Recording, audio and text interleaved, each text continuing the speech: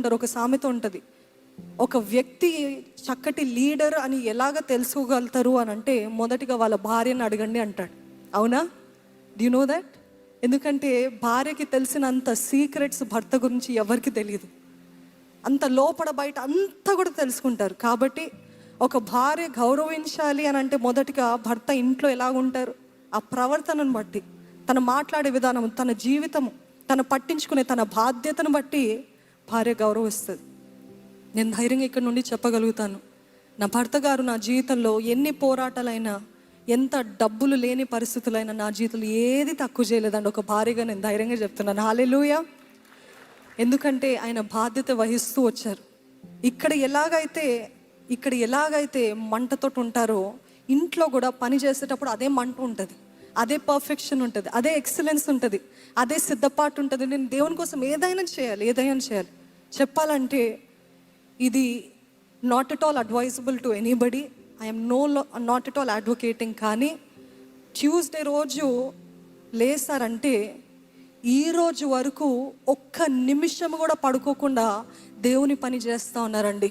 సమస్త ఘనత మహిమ దేవునికే కలుగును గాక. చప్పట్లు కొడదామా? ఎందుకు నిద్ర వద్దా, తిండి వద్దా? నిద్ర లేదు, తిండి లేదు. మనము 2 గంటలే ఒక రాత్రి పడుకుంటే ఆ 2 గంటలే పడుకున్నామని రోజంతా కూడా తిక్కగా ఉంటాం.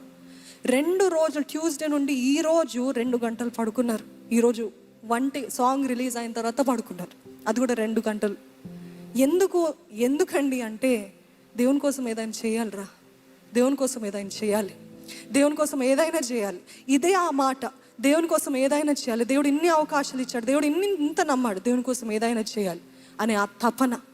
ఈరోజు భర్తగా నన్ను ఎంతగానో గౌరవిస్తాడండి, భార్యగా నన్ను ఎంతగానో గౌరవిస్తాడు. భర్త అంటే చాలామంది చిన్న చూపు చూస్తూ ఉంటారు. ఐఎమ్ టెలింగ్ యూ ప్రౌడ్లీ, ఆయన ఎప్పుడు చెప్పే మాట ఏంటిదంటే దేవుడు మొదట, తర్వాత నువ్వు, తర్వాత తల్లిదండ్రులు. Is that a right way or not? ఆయన అంటాడు మొట్టమొదటిగా దేవుని గౌరవిస్తా, దాని తర్వాత మా ఫ్యామిలీ కాదు. అవును, కుటుంబంలో ఉన్నంతవరకు తండ్రికి లోబడ్డాను, తల్లిదండ్రుల మాటను విన్నాను. కానీ వివాహం అయిన తర్వాత you are the second place after God. So what you say, ప్రతి నిర్ణయము నన్ను అడగకుండా చేయరు. అన్నీ కూడా ఆయన నిర్ణయించినా కానీ నన్ను అడగకుండా, నాకు తెలియకుండా మాత్రం ఏది చేయరు. ఏది కొన్నా, ఏది తీసుకున్నా నన్ను వచ్చి ప్రేయర్ చేయమంటారు. ఇంతదానికి కూడా నన్ను అంటే no, you have to know, నా భార్యగా నాకు అన్నీ తెలియాలి అని ఒక్క రహస్యం అనేది ఏది ఉండదు. There is no private life. He is open, he is faithful, he is loyal. All this is because he is a god fearing man. హల్లెలూయా.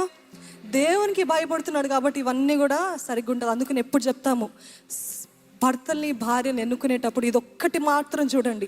వీరికి ఎంత డబ్బులు ఉన్నాయి, వీరికి ఇదే అంత యూజ్లెస్, సున్నా శూన్యము. కానీ ఈ మనిషి దేవుడికి భయపడతాడా?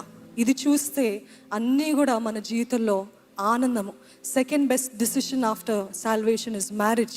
ఆ విషయంలో కానీ మనం తప్పు చేసినట్లయితే ఈ లోకంలో అప్పుడే నరకము అనుభవిస్తుంటాం. కాబట్టి ఈ సంఘంలో ఎప్పుడు చెప్తూ ఉంటాం, pray for a god fearing man, pray for a god Fearing women. అందుని బట్టి నేను దేవునికి ఎంతగానో స్తుతిస్తానండి. ఐ డు నాట్ డిజర్వ్ ఇంత లాయల్గా, ఎంత ఫెయిత్ఫుల్గా. ఈ లోకల్, ఈ పాస్ట్ సేవకులు ఎంతోమందిని చూస్తుంటాం, శరీరాశ, లోకాశ, నేత్రాశ, జీవపు డంబముకి పడిపోతూ ఉంటారు.